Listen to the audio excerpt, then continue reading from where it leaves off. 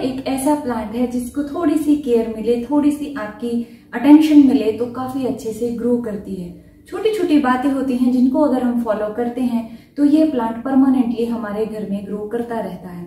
तो इसकी बेसिक जरूरतें क्या होती हैं वही आज आपके साथ शेयर करूंगी दोस्तों। वीडियो के एंड तक बने रहिएगा ताकि आपकी ज्यादा से ज्यादा हेल्प हो सके और मेरी ये थोड़ी सी मेहनत आपके ज्यादा काम आ सके। तो चलिए दोस्तों वीडियो शुरू करते हैं। अगर आपके पास फॉक्सटेल फर्न, इस तरीके की स्वॉर्ड फर्न या बॉस्टन फर्न है या एस्पेरेगस फर्न है, इन तीनों चारों में से कोई भी फर्न आपके पास है, केयर सेम रहेगी। उनकी सारी चीजें आपको सेम ही फॉलो करनी होंगी अच्छे से ग्रो करने के लिए। तो पहला पॉइंट जो आता है वो आता है पॉट का। तो दोस्तों पॉट इस प्लांट को इस तरीके का दें कि ये अच्छे से फैल सके। इसकी जड़ें जो हैं इतनी गहरी नहीं जाएंगी, यानी कि इसको डीप गहरा गमला नहीं चाहिए। इसको गमला चाहिए जो ऊपर से खुला हो ताकि ये इस तरीके से फैल सके। जब ये साइड से पब्स निकालता है तो इसकी ग्रोथ और ज्यादा अच्छी लगती है और ये बहुत ज्यादा सुंदर भी तभी लगता है। अगर बड़े से पॉट में या छोटे से पॉट में 2 टहनियां आप लगा देंगे तो इसका लुक इतना अच्छा नहीं आता है। ये तभी अच्छे से ग्रो करता है जब इसको चौड़ाई अच्छी मिले, साइड से फैलने की जगह काफी अच्छी मिले। उसमें फायदा हमें भी होता है कि ये जल्दी साइड से पब्स निकालता है, साइड की ग्रोथ निकालता है, जिसके कारण हम इसको मल्टीप्लाई भी कर सकते हैं। तो ये है पॉट की बात। अब बात करते हैं मिट्टी की। तो दोस्तों इस प्लांट को मिट्टी बहुत वेल ड्रेन चाहिए, साथ में ही इसकी मिट्टी में अच्छा कंपोस्ट भी होना चाहिए। इसके लिए आप अगर पत्तों की खाद इस्तेमाल करते हैं या गोबर की खाद इस्तेमाल करते हैं वो ज्यादा बेहतर रहती है। इसकी मिट्टी में आप कम से कम 40% खाद मिलाएंगे, या तो पत्तों की खाद या गोबर की खाद। इसके अलावा जो हिस्सा बचता है उसमें कोकोपीट और उसमें लेंगे आप नॉर्मल गार्डन सॉइल की। साथ में आप थोड़ी सी सैंड भी मिला सकते हैं। तो इस तरीके से 4 आइटम आपको मिलाने हैं। अच्छा सॉइल मिक्सचर इसको देना है। पोरस मिट्टी होनी चाहिए। पोरस मिट्टी इसलिए होनी चाहिए क्योंकि इस प्लांट को पानी बहुत पसंद है, लेकिन पानी इसकी मिट्टी में रुकना भी नहीं चाहिए। तो अब बात करते हैं पानी की। तो पानी इसको पसंद है दोस्तों, पर इसकी मिट्टी में पानी रुकना नहीं चाहिए। मिट्टी में नमी रहे, बिल्कुल मिट्टी सूखे ना। और इसकी जो पत्तियां हैं वो तभी अच्छे से लश ग्रीन रहती हैं जब पानी का आप बैलेंस बहुत अच्छे से इसमें कर लेते हैं। अगर आप एक दिन तो मिट्टी सुखा देते हैं फिर पानी देते हैं, नेक्स्ट टाइम जब पानी देते हैं तब मिट्टी में हल्की नमी होती है फिर भी और पानी डाल देते हैं, तो ऐसा इसके साथ ना करें। पानी का बैलेंस बनाने के लिए 1 हफ्ता आप इस पर अपनी आंखें बनाइए कि कितने दिन में पानी सूखता है, या 2 इंच तक या 1 इंच तक मिट्टी कितने दिन में सूखती है। ये हर एरिया के हिसाब से अलग अलग हो सकता है। ये आपको अपने एरिया, अपनी लोकेशन के हिसाब से जरूर देखना होगा कि किस जहां आपने इसको रखा है क्या वहां पर पानी डेली सूख जाता है या 2 दिन में सूखता है या 3 दिन में सूखता है। यानी कि वो चीज आपको अपने आप नोटिस करनी होगी। जब भी ऊपर की लेयर आपको लगे कि सूख गई है आप इसको पानी दें। अगर पॉट आपका प्लास्टिक का है तो ध्यान रखिए थोड़ा नीचे तक चेक करें। ऐसा ना हो कि पानी नीचे जो है वो हो लेकिन ऊपर की लेयर सिर्फ सूखी हो, क्योंकि ऐसा करने से अगर बार बार पानी देते रहेंगे तो इसकी जड़ों में पानी खड़ा रहेगा, यानी इसकी जड़ें जो हैं वो बहुत ज्यादा गीली रहेंगी, जिसके कारण भी ये प्लांट खराब हो जाता है। उसका पहला साइन होता है पत्तियां पीली होने लग जाती हैं और पत्तियों में वो चमक नहीं रहती है, ढलक जाती हैं। यानी कि जब प्लांट बीमार होता है आपको साइन भी दे देता है, तो वो चीज भी आप नोटिस कर सकते हैं। इस प्लांट को गर्म हवाएं पसंद नहीं है, इसीलिए मिस्टिंग करते रहिए और इसके आसपास मॉइस्चर बनाए रहिए। मॉइस्चर बनाने के लिए आप इस पर बारीक मिस्टिंग कर सकते हैं, यानी कि तेज फुहार हो लेकिन बारीक वाली फुहार हो। इससे इसको हर दोपहर को कह लीजिए या सुबह कह लीजिए इस पर स्प्रे कीजिए, या फिर जब आपको लगता है कि टेम्परेचर 11 बजे के बाद हाई हो जाता है तो उस टाइम पर मिस्ट करके छोड़ दीजिए, ताकि वो जो दोपहर का टाइम है जहां पर गर्मी बहुत ज्यादा या लू चलती है उस टाइम तक ये ठंडा रहे।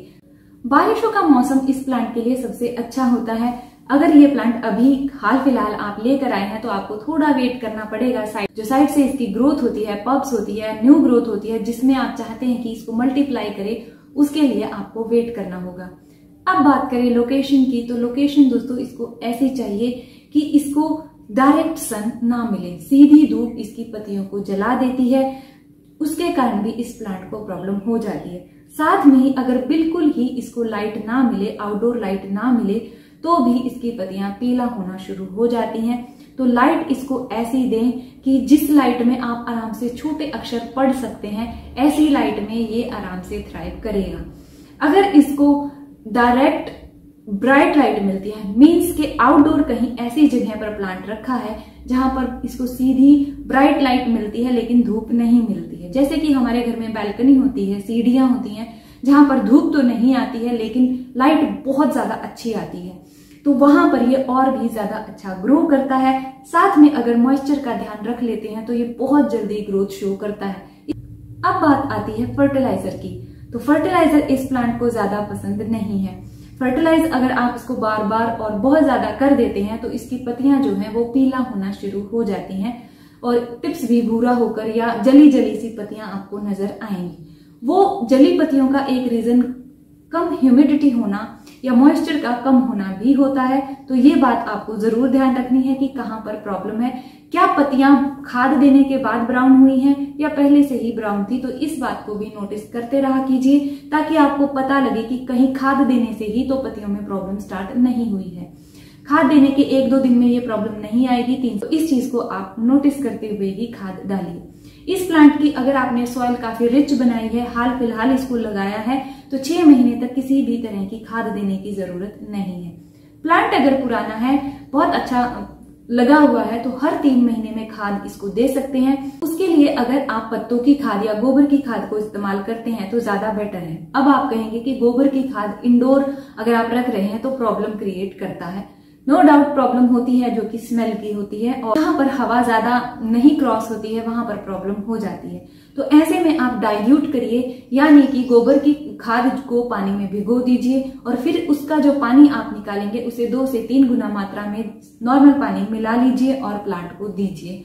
उससे स्मेल भी कम हो जाएगी और जो खाद है वो भी पौधे को बिल्कुल अच्छे से मिलेगी। ये आप हर 2 महीने में भी रिपीट कर सकते हैं। अगर आप डाइल्यूट करके खाद देते हैं, यानी पानी में भिगोकर और डबल पानी उसमें मिलाकर खाद देते हैं, तो आप 2 महीने में रिपीट कर सकते हैं। गर्मियों में जून जुलाई होता है और जो सर्दियां हैं उनमें दिसंबर और जनवरी होता है। तो ये 4 महीने छोड़कर आप कभी भी खाद आराम से अपने पौधों को दीजिए। 2 से 2.5 महीने का गैप तो खाद में जरूर रखिए, ये आपको जरूर ध्यान रखना है। तो ये बात हो गई फर्टिलाइजर की। अब बात आती है इसमें होने वाली प्रॉब्लम्स की। तो प्रॉब्लम्स दोस्तों इन जो ये बेसिक जो हमारी फर्न है इनमें तो कोई नहीं आती है। अगर कोई बड़ी वाली फर्न है जिसकी पत्तियां बड़ी बड़ी होती हैं, यानी उनकी पत्तियों में इस तरीके से कट नहीं होते हैं, तो वो हैं जो थोड़ा सा माइट्स को अट्रैक्ट करती हैं और उनमें माइट्स का अटैक भी होता है। अगर इस तरीके की स्वॉर्ड फर्न या बॉस्टन फर्न या फॉक्सटेल फर्न आपके पास है तो उनमें ऐसी प्रॉब्लम ज्यादा नहीं होती है। अगर कभी हो भी जाती है तो अगर आप इसको धोते रहते हैं टाइम टू टाइम तो वो खत्म भी हो जाती है। उसके लिए आपको नीम ऑयल का इस्तेमाल भी मैं रेकमेंड करूंगी, आप कर सकते हैं। बहुत आराम से बहुत अच्छा काम इन प्लांट्स पर करता है। अब अगर आपके बाकी पौधों में ये प्रॉब्लम है और फिर इस प्लांट में आती है तो फिर आपको ध्यान देने की ज्यादा जरूरत रहेगी, क्योंकि वो बार बार आती रहेंगी।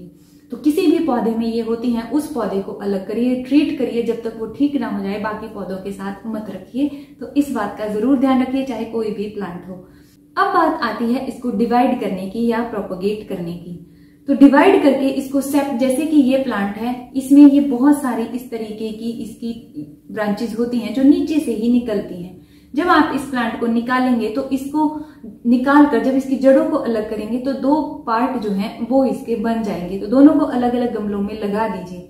अब अगर आप कहते हैं कि इस पर आपको डिटेल वीडियो चाहिए तो मुझे कमेंट सेक्शन में बताइए, क्योंकि मुझे इस प्लांट को अब डिवाइड करना है और इसके लिए इस गमले में अब स्पेस नहीं है। प्रॉब्लम हो रही है क्योंकि मिट्टी भी मुझे नजर नहीं आती है, सूखी है या गीली है। तो इसको मैं डिवाइड करने वाली हूँ। अगर आप चाहते हैं कि इस पर डिटेल वीडियो आपके साथ शेयर करूं, यानी आपको डिवाइड करके दिखाऊं, तो आप कमेंट सेक्शन में बताइएगा। जल्दी ही इस पर वीडियो मैं आपके लिए जरूर बनाऊंगी, आपके साथ जरूर शेयर करूंगी। तो डिवाइड करके आप इस प्लांट को मल्टीप्लाई कर सकते हैं। अगर आप कहते हैं क्या इसको कटिंग से लगा सकते हैं, तो ये एक्सपेरिमेंट मैं कर चुकी हूँ, वो जो कि कम्प्लीटली फेल हुआ है। तो मेरे हिसाब से ये स्टेम से तो बिल्कुल भी ग्रो नहीं होता है। ये ग्रो तभी होता है दोस्तों जब इसकी साइड से ये पप्स निकले और इनको रूट्स के साथ आप निकाल लें और नए गमले में लगाएं, फिर इसका नया प्लांट आप बना सकते हैं। तो दोस्तों ये है इसकी बेसिक इन्फॉर्मेशन। अगर कुछ मुझसे छूट गया है तो आप कमेंट सेक्शन में पूछ सकते हैं। मिलते हैं अगले वीडियो में, तब तक के लिए अपना बहुत सारा ध्यान रखिए, खुश रहिए, बाय बाय।